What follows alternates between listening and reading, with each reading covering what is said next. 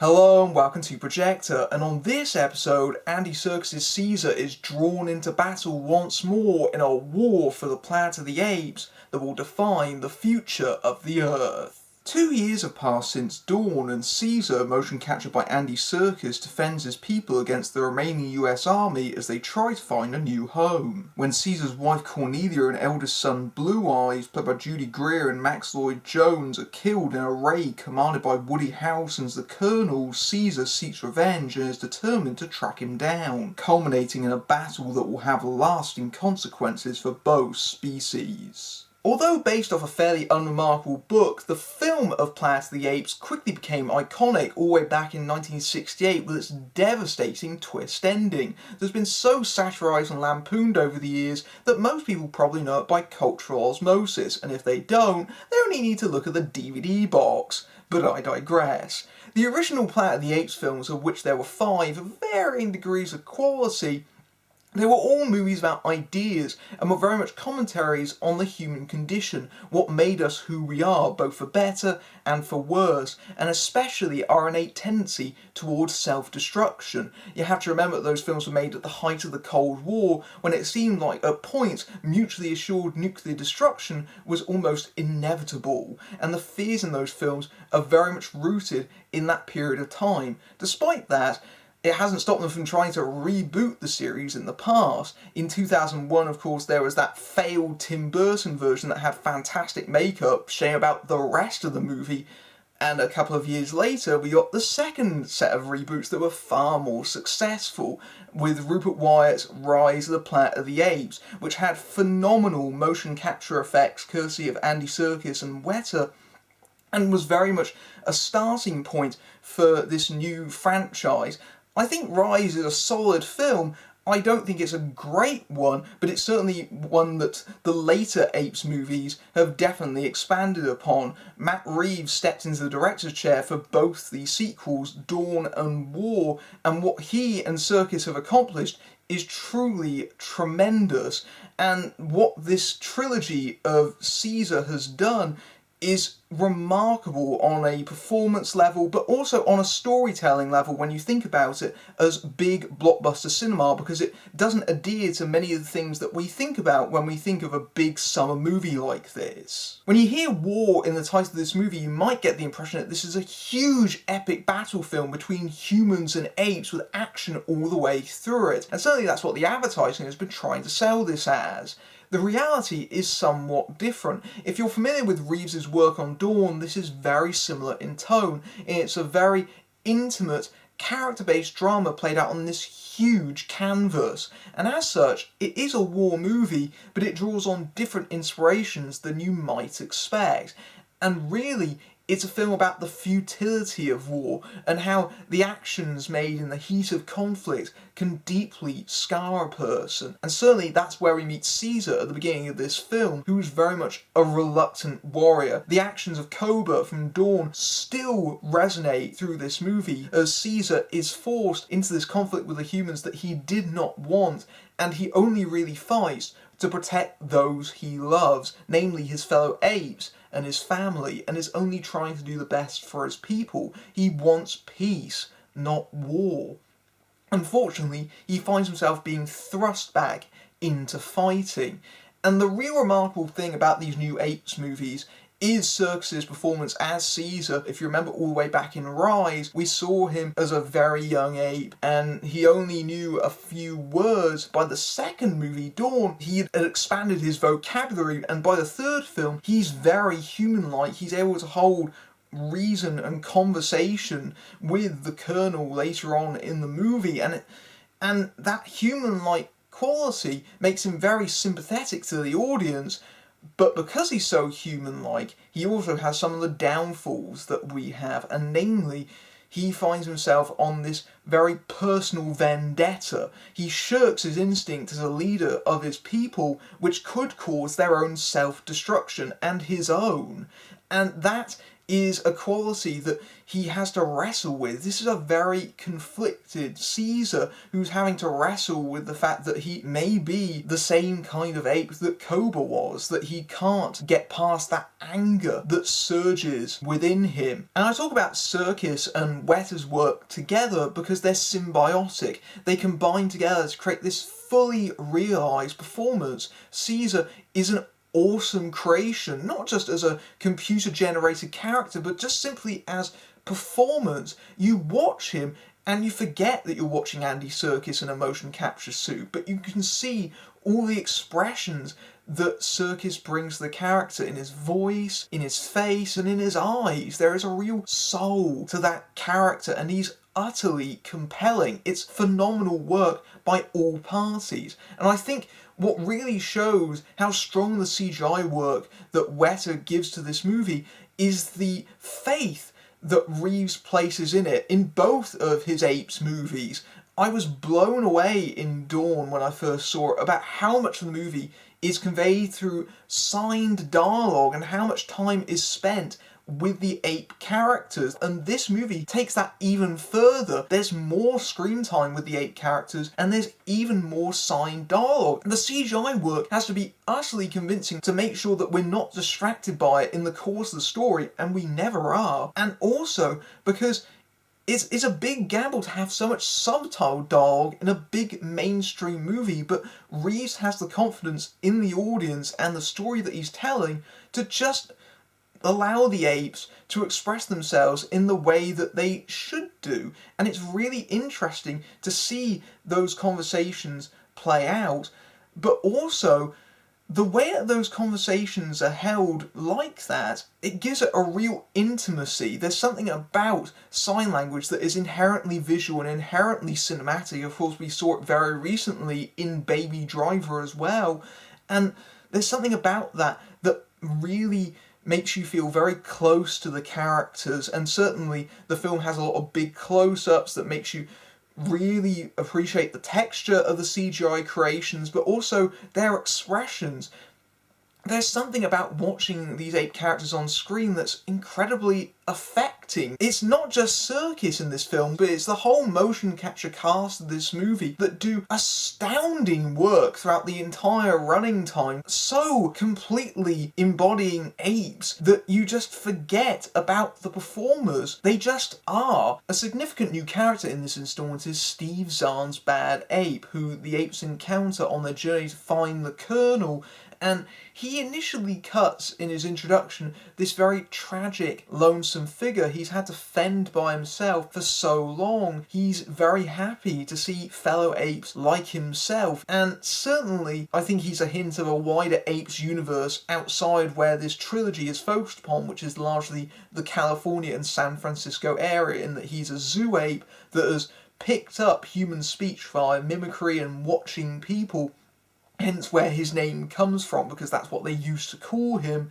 And although he has the ability to talk, he doesn't know sign language like many of the other apes have used to communicate that can't talk, and because of that there is this innate conflict between him and especially Maurice, because they have a bit of a language barrier between them, and certainly that makes him a lot more human. This is an ape character that very much blurs the line between human and ape deliberately, as many things in this film do, and certainly the fact that he dresses up in winter human clothing in this very snowy landscape, which is a funny beat in of itself, but also speaks to, again, how the human race is very much becoming superseded by the apes as they become more and more human and superior in many ways. And certainly this character, after a certain point, is used mostly for comic effect. And I think this is a character that may divide certain audiences, but I liked the presence of this character in this movie. I think Steve Zahn is a fantastic actor. He's certainly not what you first think of when you think of motion capture, but he acquits himself very well within the part. And I think he's a necessary character in this story because it's such a dark and heavy movie, almost bordering on nihilistic because it's so bleak. I think the fact that we have a character in this movie that is quite comic in his own way. I think he brings a necessary amount of levity to a movie that could have felt overwhelming otherwise. I think he's actually a real benefit to the movie, I feel. And that's not to dismiss the work of the human performers, especially Woody Harrelson as the Colonel, who is fantastic in this movie as this Kurtz-inspired character. The movie takes a lot of inspiration from Apocalypse Now, and he's this very morally ambiguous character, like many are in this new Apes universe. You can very much understand where he's coming from in a lot of ways, because honestly, him and Caesar, although Caesar despises him, they really aren't all that different. And I think that's the reason why the Colonel has something of an admiration and a respect for Caesar in spite of that, is because really they're both leaders of their respective species trying to do the best for them and to help them survive. They have a mutual shared goal of survival, but find themselves drawn towards conflict because of that. And certainly, I think Harrelson's motivations in this movie makes him a very compelling character, because you've got this mutation in the simian flu that killed much of the human population at the end of Rise, and those that did survive were all carriers. And now what's happening is that that strain is starting to take away speech and higher functions. It's bringing the humans closer to the subservient, mute humans that we saw in the original 1968 films. It's building towards that very extensively in this film, and as such, you can understand why Harrelson does what he does, because he's a man of war. He rationalizes his decisions because he knows that in conflict, one must make tough, often inhumane decisions for the greater good as he sees it, to achieve victory, to prolong the existence of the human race.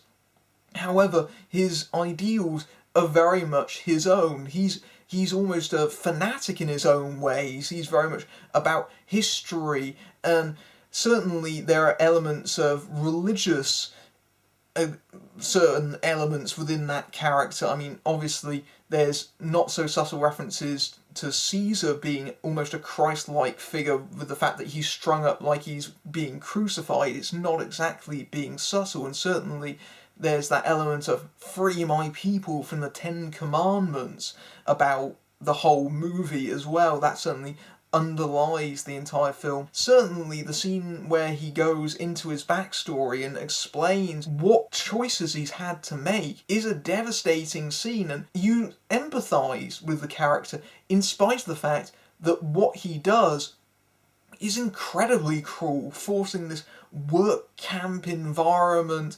And certainly the great thing about the Apes movies is the way that the apes themselves can be used to explore various issues about tolerance and prejudice and this ideas of prisoners of war, and they're a very flexible metaphor. I think that's why people keep coming back to the Apes franchise, and also because of that mutation in the simian flu also poses questions about what makes one race better than the other. How do we define ourselves as a species? What makes us who we are? However, in spite of the Colonel's pessimistic view of infected humans, the movie also introduces this new character of Nova, played by Amir Miller, whose name should be instantly recognisable to Planet of the Apes fans, because of course that's the name of Charlton Heston's mute love interest in the original film.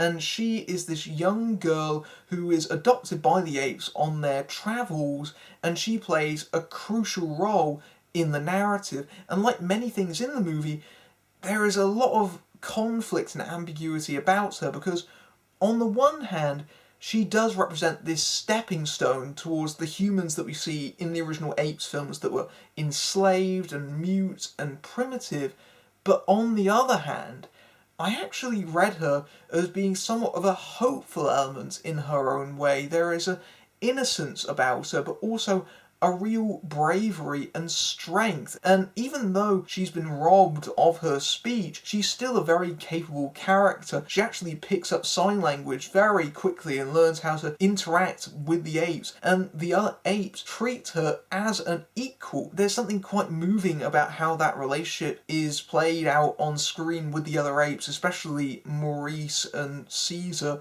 and it's an affecting performance, and it's a really remarkable one from a young performer, especially when you think about the fact that not only does it have no dialogue, but she's acting against motion capture. She's having to pretend that she's acting against apes, and that's a huge ask of a child performer when you think about it. And she delivers so much expression with her eyes and her face. It's really an incredible performance.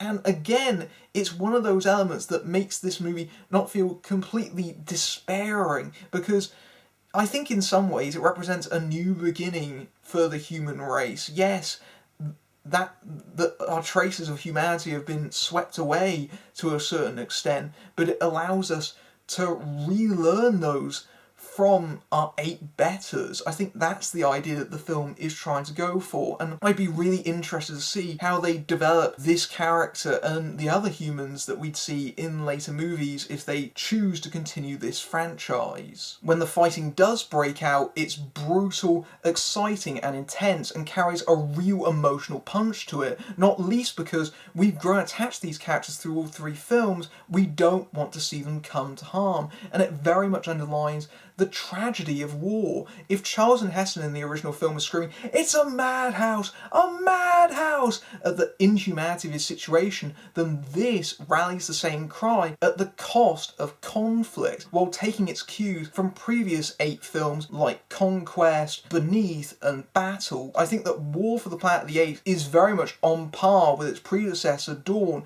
I might give the slight edge to Dawn because I think it's maybe better paced, but this is a great piece of work that very much shows that even at a grand blockbuster level, you don't have to forsake character and storytelling. That is the real strength of this Ape series, and it very much closes Caesar's story on a very satisfying note. War for the Planet of the Apes is a powerful and emotional third entry in the rebooted series that reimagines and updates the concepts of the earlier films to create movies richer in depth and nuance than most other blockbusters. Continuing where Dawn left off, if not quite exceeding it, this is less about war in the sense of battles and explosions, but in the effects of violence on the soul. And Andy Serkis again gives a sterling performance as the conflicted but vengeance-driven Caesar, who is closer to humanity than ever in all senses. Woody Harrelson's Kurtz-inspired Colonel is a well-written antagonist who has shades of grey underneath his cruelty. Like the other Apes films, it blurs the line where performance and special effect begins, and Reeves continues to use sign language extensively to expressive, poignant and intimate effect, and the series' key themes of humanity, compassion and self-destruction are well explored. A bleak, thoughtful film that is another example of the strong storytelling of the relaunched franchise and lingers after its conclusion. If you like this review, you can go ape over at my Patreon, where you can see my reviews early among other perks, but until next time, I'm Matthew Buck, fading out.